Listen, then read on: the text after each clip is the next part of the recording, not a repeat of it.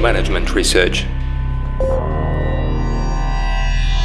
Hello and welcome to the Management Research Podcast. I'm your host, Dr. Eugene.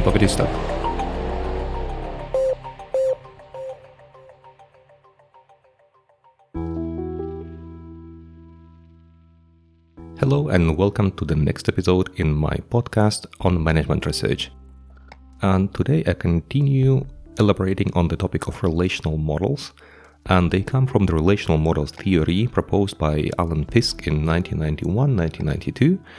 And this is an anthropological theory that get established in the fields of marketing, management, I think social psychology, and also we had some works in the field of sociology that are dedicated to this topic. Anyway, the theory was very powerful, and in this theory, or the theory is still very powerful, and in this theory, Fiske observed 4 types of relationships, 4 modes or models of relationships that have different dimensions that underlie them. And if you understand a certain mode of relationship, then you actually understand how people will behave based on several scales, and you can kind of predict and understand their behavior. In the same way you can predict, for example, the conflicts, but about the conflicts we're going to talk in one of the next episodes. And today I would like to talk about the first model of relationship, and that he describes is the communal sharing. And the main idea is that if you think about the primitive society about 10,000 years ago, when people built tribes and they went with this tribe from place to place and they tried to get some food and get some place to live and hunt together and gather different products together and so on.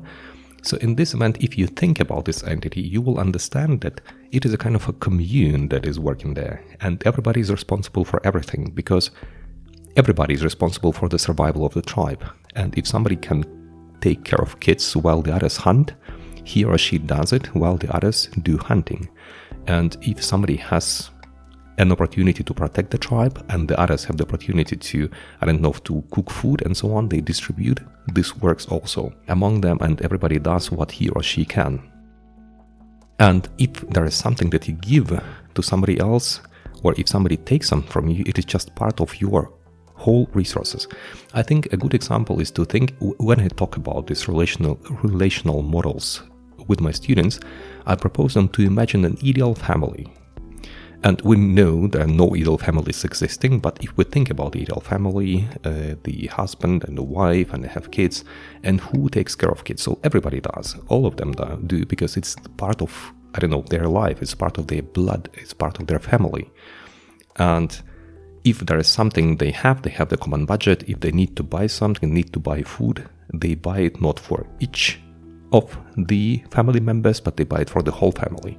So if somebody gives something, he or she doesn't expect to get something in return.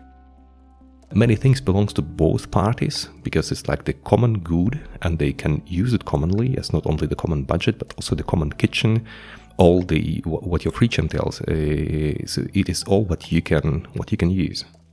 The responsibilities are shared jointly, the work, and the one who can take care of kids, for example, he or she does, or who can do something at home, he or she does it, and so on. There is a moral obligation to feel kind and compassionate against each other, and decisions are made by consensus, where all parties discuss something and finally make a decision. And finally, in this, if we look at this tribe, or if we look at this family, then we will notice that the attitudes and values, they are kind of similar.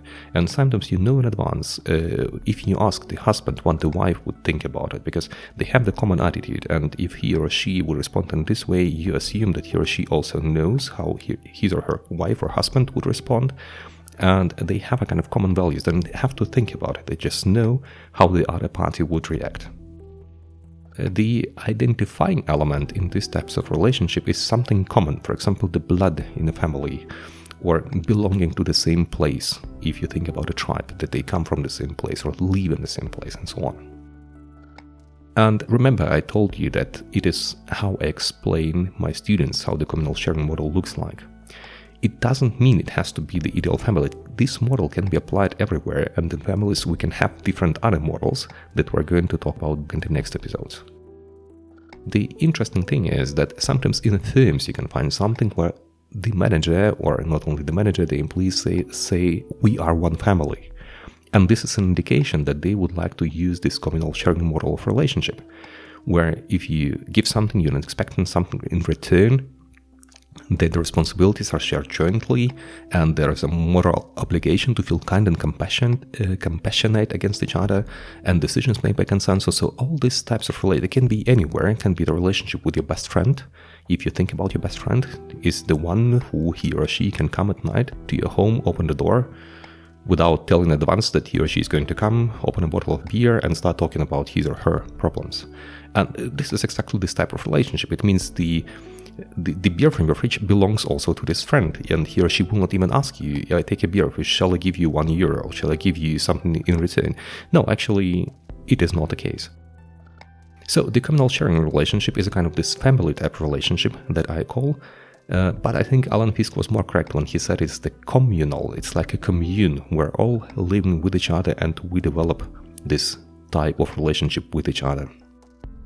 He also argued that this is one of the first models that we develop in our life, because what we meet when we're just kids, very small, maybe babies, is the scare, and the parents, they know they have to care. So this is the first model of relationships, if I remember correctly, that appears in our heads and that we continue using through our whole life, not only in the families, but also in different other relationships. And in the next episode, we are going to talk about the other model of relationship that I'm not going to call. You will discover it in the next episode. I hope it was interesting, and don't forget to collect information about all four models and the next episode to understand what is the problem with the relational models and why we have conflicts. Wish you all the best, and I'll see you next time. Bye bye.